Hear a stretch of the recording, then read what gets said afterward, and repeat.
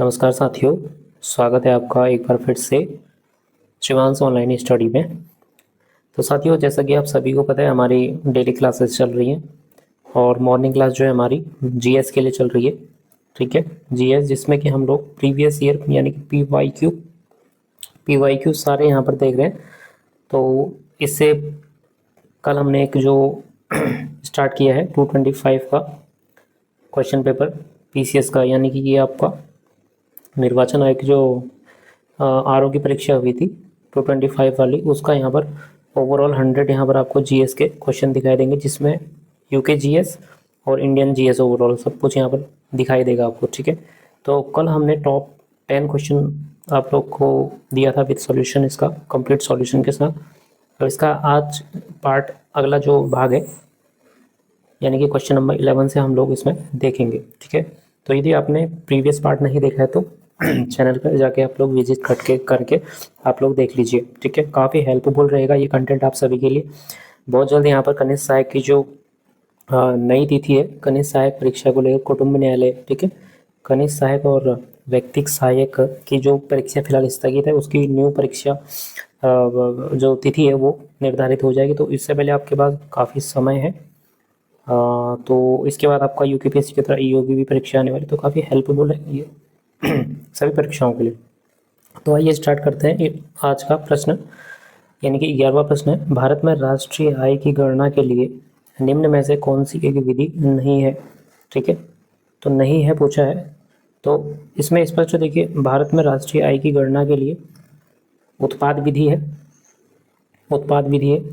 आय विधि है, व्यय विधि है, यानी कि 3 प्रकार से यहाँ पर राष्ट्रीय आय की गणना की जो विधियाँ हैं वो यह 3 है। आपको स्पष्ट यहाँ पर देख लीजिए, क्योंकि बहुत ज़्यादा चांसेस है ऐसे प्रश्नों के बनने के। ठीक है, तो कौन सी विधि नहीं है? ओनली बैंकिंग विधि। ठीक है, बैंकिंग विधि यहाँ पर शामिल नहीं है, तो यही राइट आंसर हो जाएगा। ठीक है, अब देखिए उत्पाद विधि में जो है अपने देश के अंदर, ठीक है, उत्पादित जो वस्तुएं हैं उनका अंतिम मूल्य यहाँ पर, ठीक है, यहाँ पर उत्पाद विधि में आ जाता है। इसी प्रकार से आय विधि, इसमें आपके मजदूर, ठीक है, मजदूर उनका आय वेतन, ठीक है, ये सब कुछ इसके अंदर आ जाता है। बाकी ये व्यय विधि के अंदर इसमें संपूर्ण व्यय का उल्लेख रहता है। तो कौन सी विधि नहीं है? बैंकिंग विधि नहीं है। Right answer option A. तो फ्रेंड्स, अगला इंपॉर्टेंट प्रश्न है आज का, क्वेश्चन नंबर 12, भारत के 16वें वित्त आयोग के अध्यक्ष कौन हैं? तो यहाँ पर भारत के 16वें वित्त आयोग के अध्यक्ष के बारे में पूछा है प्रश्न में। तो इसका राइट आंसर आप लोगों को ए विजय केलकर दिया है, बी अरविंद पनगड़िया दिया है, सी एन.के. सिंह या फिर डी रघुराम राजन। ठीक है, तो यहाँ पर आप लोग कमेंट भी कीजिएगा आंसर्स में। ठीक है, अपने अपने आंसर भी कमेंट करते रहे साथ में। तो इसमें देखिएगा, अब ये इसका राइट आंसर हो जाएगा बी अरविंद पनगड़िया। ठीक है, तो अरविंद पनगड़िया को यहाँ पर 16वें वित्त आयोग के अध्यक्ष के रूप में यहाँ पर ये इनके अध्यक्ष के रूप में है। ठीक है, अब देखिए थोड़ा सा हम लोग इनके बारे में जान लें। तो देखिए जो ये अरविंद पनगड़िया जी हैं, जो 16वें वित्त आयोग के अध्यक्ष हैं, ये नीति आयोग के पूर्व उपाध्यक्ष रह चुके हैं। ठीक है, तो ये नीति आयोग के पूर्व अध्यक्ष, पूर्व उपाध्यक्ष रह चुके हैं। ठीक है, तो इस प्रकार से प्रश्न बन रहे हैं आपके वर्तमान में। ठीक है, तो यहाँ पर इसके बारे में और थोड़ा सा विस्तृत, थोड़ा सा हम लोग और चर्चा करें तो यहाँ पर वित्त आयोग के बारे में आप लोग थोड़ा सा जान लीजिए।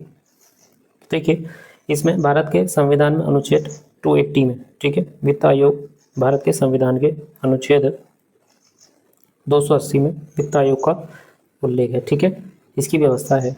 अब यह एक अर्धन्यायिक निकाय है। कैसा निकाय है? यह एक अर्धन्यायिक निकाय है। ठीक है, तो यहाँ पर कई बार प्रश्नों में आ जाता है भाई, इसमें कथन स्टेटमेंट में बनने जो वर्तमान में अभी ट्रेंड में चल रहा है आयोग का पैटर्न, तो यहाँ पर स्टेटमेंट में पूछ रहा है निम्न में से वित्त आयोग के विषय में कौन सा कथन सत्य नहीं है पूछेगा। तो यहाँ पर एक यहाँ पर डालेगा, यह एक अर्धन्यायिक निकाय नहीं है। इस प्रकार से क्वेश्चन बन रहे हैं आजकल। तो इसमें अनुच्छेद 280 और दूसरा है अर्धन्यायिक निकाय है। ठीक है, इसका गठन कौन करता है? अब देखिए, इसका गठन, वित्त आयोग का जो गठन है वह राष्ट्रपति द्वारा किया जाता है। तो वित्त आयोग का गठन राष्ट्रपति द्वारा प्रत्येक 5 वर्ष, ठीक है, प्रत्येक 5 वर्ष, प्रत्येक 5 वर्ष, या फिर आवश्यकता अनुसार उससे पहले भी किया जा सकता है। ठीक है, अगर इसकी थोड़ा सा हम लोग एग्जैक्ट बात करें तो इसका 5 वर्ष। तो देखिए, अगर इसकी थोड़ी सी हम लोग संरचना की बात करें तो वित्त आयोग की अगर संरचना को देखें तो संरचना यहाँ पर इसमें वित्त आयोग में एक अध्यक्ष और अन्य 4 अन्य सदस्य, ये आपको जानना बहुत जरूरी है। ठीक है, तो वित्त आयोग की संरचना में एक अध्यक्ष और 4 अन्य सदस्य होते हैं। ठीक है, इसकी नियुक्ति की बात तो मैंने कर ली ऊपर, क्योंकि राष्ट्रपति के द्वारा की जाती है। ठीक है, अब अन्य 4 जो सदस्य हैं भाई इसकी थोड़ा सा बात कर लें, लेकिन उससे पहले जो अध्यक्ष है यह, इनकी योग्यता थोड़ी सी बात कर ले तो अध्यक्ष सार्वजनिक मामलों का अनुभवी होना चाहिए। ठीक है, तो यहाँ पर सार्वजनिक, ठीक है, अध्यक्ष सार्वजनिक मामलों का अनुभवी, ये अध्यक्ष की विशेषता है इसमें। ठीक है, तो यहाँ पर क्योंकि स्टेटमेंट में पूछ लिया जा रहा है प्रश्न, तो किसी भी डिटेल में जाके कैसे भी क्वेश्चनिंग हो रही है। ठीक है, अब देखिए जो अन्य 4 सदस्य की अध्यक्ष दिए गए, तो जो अन्य 4 सदस्य हैं इनमें से जो 4 हैं वो क्या क्या होना चाहिए। ठीक है, पहला इसमें उच्च न्यायालय यानी कि एससी का न्यायाधीश,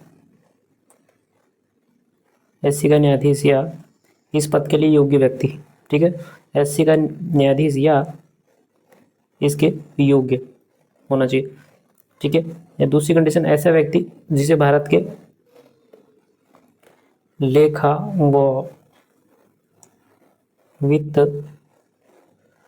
मामलों का विशेष ज्ञान हो। ठीक है, पहला है ऐसा व्यक्ति जो कि हाईकोर्ट का न्यायाधीश या फिर इस पद के योग्य हो। दूसरा है ऐसा व्यक्ति जिसे भारत के लेखा व वित्त मामलों का विशेष ज्ञान हो, या फिर ऐसा व्यक्ति जिसे प्रशासन व वित्तीय मामलों का अनुभव। ठीक है, मामलों का अनुभव। ठीक है, ऐसा व्यक्ति जिसे प्रशासन और वित्तीय मामलों का व्यापक अनुभव हो। ठीक है, तो इतना आपने नोट कर रहे तो कर लीजिए, स्क्रीनशॉट ले लीजिएगा। नेक्स्ट आगे चलते हैं, इसमें फोर्थ जो है, या फिर इसमें क्या होना चाहिए, ऐसा व्यक्ति जो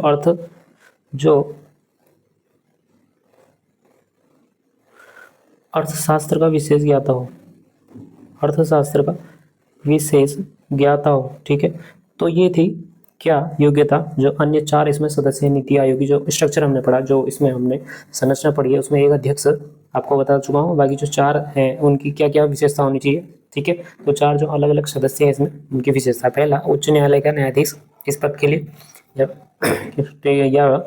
या वो न्यायाधीश हो या फिर मतलब कि उच्च न्यायालय का न्यायाधीश हो या फिर इस पद के लिए योग्य व्यक्ति हो। दूसरा इसमें भारत के लेखा व वित्तीय मामलों का विशेष ज्ञान हो। तीसरा जो है प्रशासन और वित्तीय मामलों का व्यापक अनुभव, और चौथा जो है एक अर्थशास्त्र का विशेष ज्ञाता हो।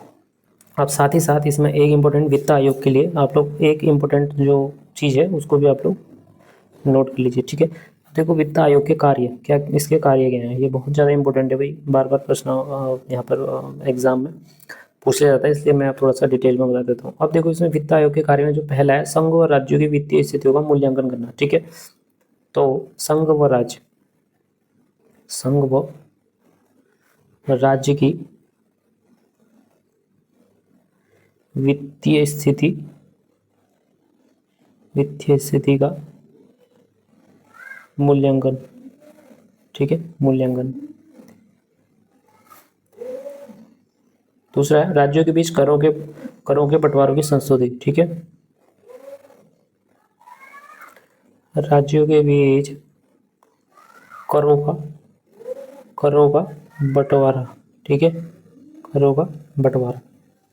अगला इसका जो कार्य, राज्यों के बीच इन करों के वितरण हेतु सिद्धांतों का निर्धारण करना। ठीक है, तो राज्यों के बीच इन करों के वितरण हेतु सिद्धांतों का निर्धारण।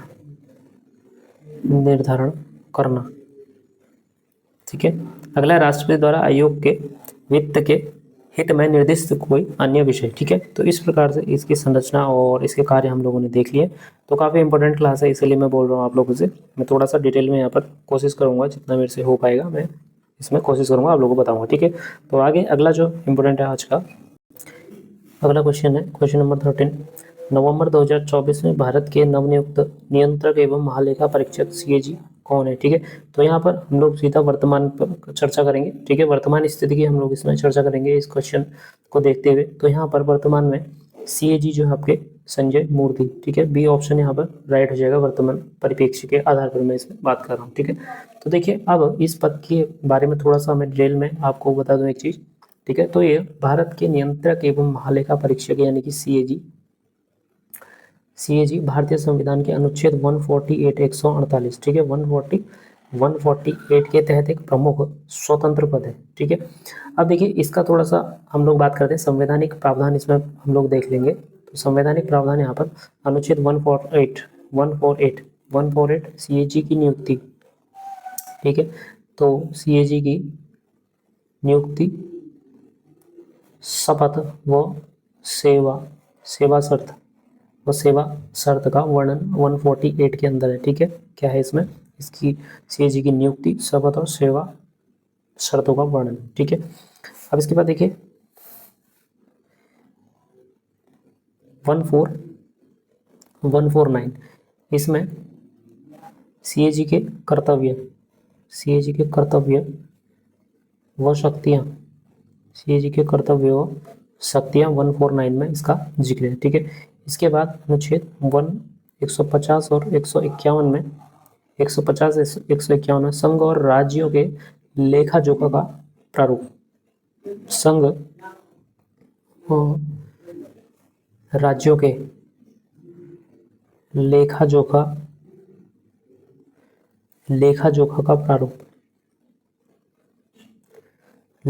का प्रारूप तथा रिपोर्ट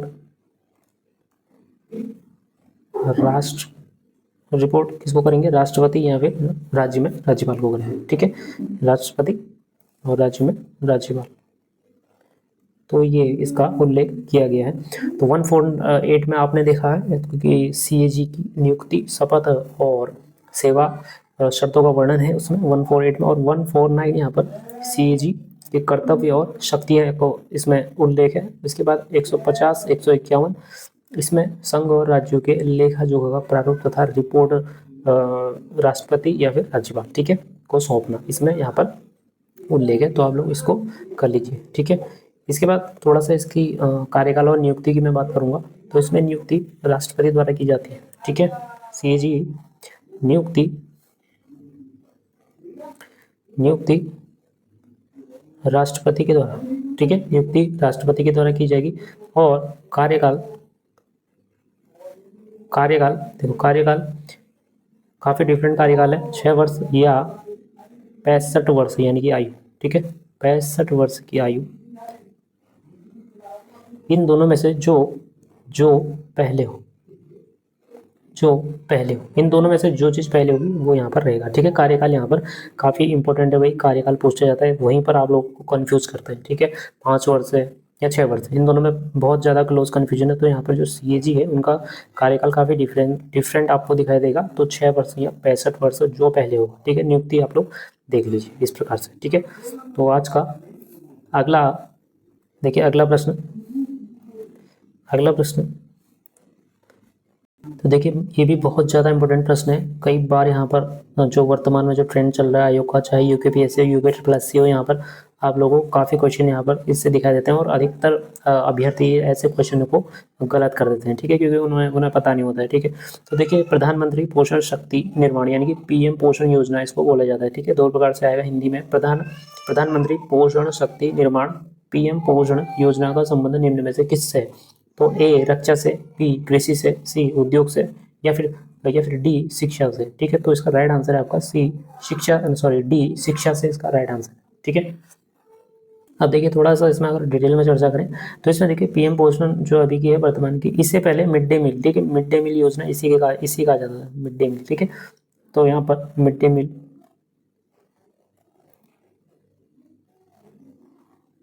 मिड डे मील इसको पहले कहा जाता था, ठीक है। तो यहाँ पर भारत सरकार की एक केंद्रीय योजना है, ठीक है। तो आपका भाई काफ़ी इंपॉर्टेंट है तथ्य, ठीक है। जो भारत सरकार की केंद्रीय योजना है, ठीक है। इसके तहत सरकारी सहायता प्राप्त स्कूलों के बच्चों को स्कूल के समय गर्म और पौष्टिक भोजन दिया जाता है, ठीक है। ये भी आपको ध्यान रखना है। अब देखिए सितंबर 2021 में इस पुरानी योजना का नाम बदलकर रखा गया, ठीक है। तो यहाँ पर यदि आएगा, यह कब आया, कब से प्रारंभ हुआ, तो यह आपका 221 ये डाटा आपके लिए बहुत ज़्यादा इंपॉर्टेंट रहता है, क्योंकि आयोग यहाँ पर डाटा, इस प्रकार की जो योजनाएं हैं उसमें डाटा को बहुत ज़्यादा यहाँ पर प्रेफरेंस दिया जाता है आयोग के द्वारा, ठीक है। तो सितंबर 2021 में इस पुरानी योजना का नाम बदलकर प्रधानमंत्री पोषण शक्ति निर्माण या फिर पीएम पोषण, ठीक है, पीएम पोषण कर दिया गया। तो कब कर दिया गया? 2021 से ये स्टार्ट हुआ है आपका प्रधानमंत्री पोषण शक्ति योजना। अब इसमें थोड़ा सा और हम लोग मैं बताऊँ आपको मुख्य विशेषताएं और लाभ इसका हम लोग जिक्र करें तो यहाँ पर इसको यह लाभ किस किस को मिलता है, ठीक है। अब स्कूल के लिए तो है, शिक्षा के अंतर्गत है। तो अब इसमें देखिए कौन से कक्षाओं के बच्चों के लिए सरकारी और गैर सरकारी सहायता प्राप्त स्कूलों की पहली से लेकर 8वीं, ठीक है, पहली से लेकर 8वीं कक्षा के बच्चों को यह भोजन मिलता है, ठीक है। इसके अलावा पूर्व प्राथमिक कक्षा यानी कि जो बाल वाटिका कहते हैं, ठीक है, बाल वाटिका के बच्चों को भी इसमें शामिल किया जाता है, ठीक है। बाकी इसमें पोषण का स्तर बड़ा ध्यान में रखा जाता है। जो 1 से 5 के बच्चों का जो पोषण स्तर जो इसमें रहेगा हर दिन कम से कम 450 calorie per day, 450 calorie per day और 12 ग्राम प्रोटीन वाला भोजन तय है इसमें, ठीक है। और 12 ग्राम प्रोटीन वाला भोजन तय है। बाकी उच्च यानी कि 6 से 8 कक्षा 6 से 8 का जो डिसाइड है इसमें कि बच्चों के लिए 700 कैलोरी और 20 ग्राम प्रोटीन वाला भोजन पर डे ये निर्धारित किया गया। तो ये डाटा भी आपके लिए बहुत इंपॉर्टेंट है, क्योंकि यहाँ पर इस प्रकार के फैक्ट का जो डाटा है वो क्वेश्चन में आपको देखने को मिल जाएगा, ठीक है। बाकी इस योजना का जो मुख्य उद्देश्य है, क्योंकि ऐसे भी आएगा भाई जो पीएम पोषण जो योजना है इसके तहत इनमें से मुख्य उद्देश्य कौन सा नहीं है, तो आप लोग इसके मुख्य उद्देश्य को जानना काफ़ी इम्पोर्टेंट भी है। तो इसमें स्कूल में उपस्थिति बढ़ाना, ठीक है, बच्चों की स्कूलों में उपस्थिति बढ़ाना पहला है। दूसरा है भूख मिटाना, जो इसके महत्वपूर्ण उद्देश्यों में शामिल है, ठीक है। आपका स्कूलों में उपस्थिति बढ़ाना, भूख मिटाना, एक जो अति आवश्यक है इसमें कुपोषण से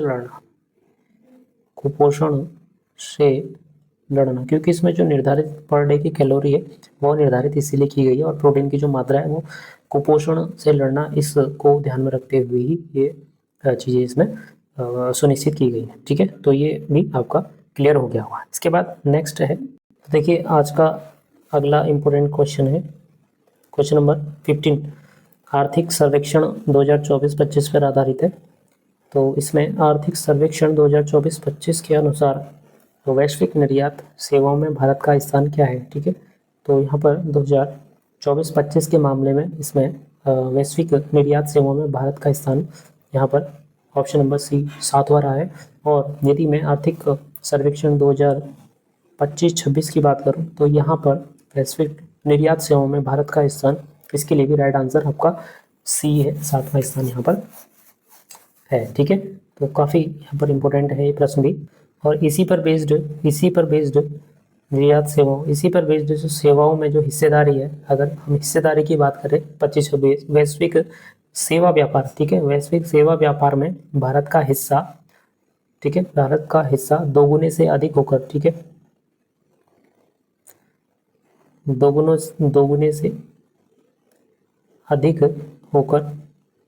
दोगुने से अधिक होकर ये भी आपको जानना चाहिए 4.3% हिस्सेदारी यहाँ पर हो गई है, ठीक है, जो कि पहले दोगुना था लगभग। तो अब यह हिस्सेदारी यानी कि वैश्विक सेवा व्यापार में भारत का हिस्सा दोगुने से अधिक होकर 4.3% हो चुका है वर्तमान में। तो ये क्वेश्चन भी बन सकता है भाई 2025-26 की जो आर्थिक सर्वेक्षण के आधार पर यदि बात करें तो वैश्विक सेवा व्यापार में भारत का हिस्सा अभी कितना हो चुका है, तो यहाँ पर 4.3% हो चुका है, ठीक है। तो देखिए साथियों, आज का अगला महत्वपूर्ण प्रश्न है क्वेश्चन नंबर 16। बहुत ज़्यादा महत्वपूर्ण प्रश्न है। तो देखिए, निम्न में से कौन प्रधानमंत्री अन्नदाता आय संरक्षण अभियान यानी कि पीएम आशा PMASHA का घटक नहीं है? ठीक है, तो यहाँ पर इसके कौन कौन से घटक हैं इन चारों में से, या कौन सा नहीं है? इसको जानने से पहले हम लोग देखेंगे कि पीएम जो AASHA यानी कि प्रधानमंत्री अन्नदाता जो संरक्षण अभियान है, यह क्या है? ठीक है, इसका पूरा नाम तो आप लोगों को पता ही है, प्रधानमंत्री अन्नदाता आय संरक्षण अभियान। ठीक है, कभी कभार आ जाएगा ऐसा दे दिया जाएगा और इसका फुल फॉर्म आपसे पूछ लिया जाएगा, तो ये भी बहुत ज़्यादा इंपॉर्टेंट है दोनों चीज़ें। ठीक है, प्रधानमंत्री अन्नदाता आय संरक्षण अभियान। तो इसमें क्या है, यह भारत सरकार की एक व्यापक योजना है जिसे जिसे जिसे सितंबर 2018 में शुरू किया गया है, जिसे सितंबर 2018 में यह योजना शुरू की गई है। ठीक है, बहुत ज़्यादा इंपॉर्टेंट है डाटा। अब देखिए, इसका मुख्य उद्देश्य देश के किसानों को उनकी कृषि उपज यानी कि विशेषकर क्या आ जाएंगे, कृषि उपज में विशेष जो है, इसमें विशेष क्या नहीं है, विशेष ये भी आ जाएगा। विशेष इसमें दलहन, तिलहन और खोपरा। ठीक है, ये इसमें विशेष उपज, ये तीन इसमें विशेष उपज है, ये आपको ध्यान में रखना है। ठीक है, क्योंकि आ जाएगा भी इसके अंतर्गत कौन से विशेष उपज शामिल नहीं होती है, तो 3 प्रकार की। तो इसका मुख्य उद्देश्य देश के किसानों को उनकी कृषि उपज, विशेषकर ये तीनों, इनके लिए न्यूनतम समर्थन मूल्य यानी कि MSP, न्यूनतम समर्थन मूल्य यानी कि MSP और उचित दाम दिलाना है। ठीक है, बहुत ज़्यादा इंपॉर्टेंट इसका उद्देश्य आप लोगों को मैंने बता दिया। अब इसके बाद जो मुख्य इसका जो क्वेश्चन है उस पर चलते हैं। देखिए, इसमें कौन से घटक इसमें शामिल नहीं है। ठीक है, यदि मैं घटक इसमें जो शामिल है उनकी बात करूं, तो यहाँ पर मूल्य समर्थन योजना, यहाँ पर मूल्य समर्थन योजना शामिल है, PSS यानी कि, ठीक है, मूल्य समर्थन योजना इसमें शामिल है। उसके बाद जो दूसरा है मूल्य स्थिरीकरण निधि यानी कि मूल्य स्थिरीकरण निधि यानी कि मूल्य स्थिरीकरण कोष यानी कि PSF जिसको देंगे, वह भी शामिल है। तीसरा है इसमें बाजार हस्तक्षेप योजना यानी कि MIS, तो ये भी शामिल है। लेकिन जो इसमें ऑप्शन नंबर डी दिया है ये इसमें शामिल नहीं है, तो इसका राइट आंसर ऑप्शन डी है, यानी कि PMASHA का घटक उत्पादन से जुड़े प्रोत्साहन इसका घटक नहीं है। बाकी आपको 3 घटक अच्छे से जानने हैं इसके। आपके मूल्य समर्थन योजना इसमें शामिल है इसके घटकों में। दूसरा मूल्य स्थिरीकरण निधि यानी कि PSF। तीसरा इसमें बाजार हस्तक्षेप योजना यानी कि MIS। ठीक है, तो यहाँ पर ये शामिल है। बाकी एक चीज़ और है, निजी खरीद एवं स्टॉक योजना, इसमें ये भी शामिल है। ठीक है, एक चीज़ और बताऊँ, इसमें जो अगला शामिल है निजी खरीद व स्टॉक योजना, निजी खरीद व स्टॉक योजना यानी कि PPS। ठीक है, तो ये भी इसमें शामिल है। 4 इसमें जो मुख्य जो घटक जो शामिल है उनकी बात मैं कर रहा हूँ।